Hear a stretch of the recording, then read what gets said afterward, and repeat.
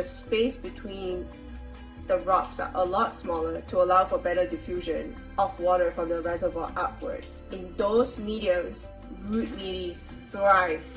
They love pond. I have found root mealies nests in my pond substrates before.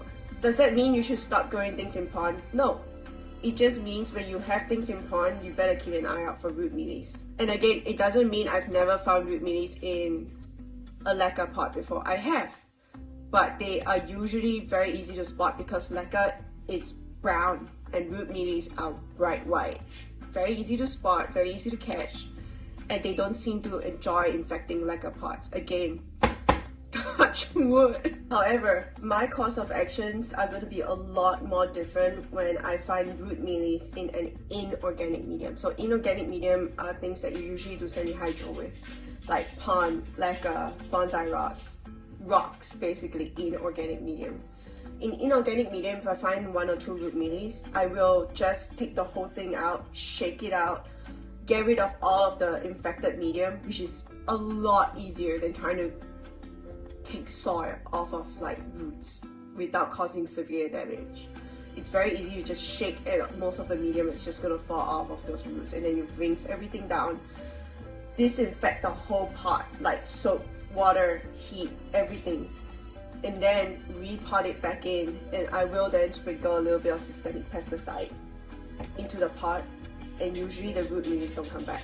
However, if you have a severe infestation of root mealies in a semi-hydro setup, I would not bother with what I just said. I would just go bye-bye. We're gonna restart. And after you cut all of those plants, after you cut all of those cuttings from the infected mother plant, I will also highly recommend spraying down the whole cutting with 70% alcohol. That's what I do for most of my Hoyas, and they do not burn.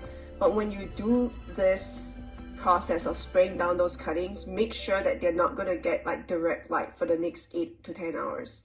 So usually I will do it at night, and then I will let them callus up, pot them into new pots of fluval or pond or lacquer, whatever I'm rooting them in, and then it would just be dark and they have the alcohol on their leaves or stem for the whole night, and then the next day the grow lights will turn back on and they usually don't burn.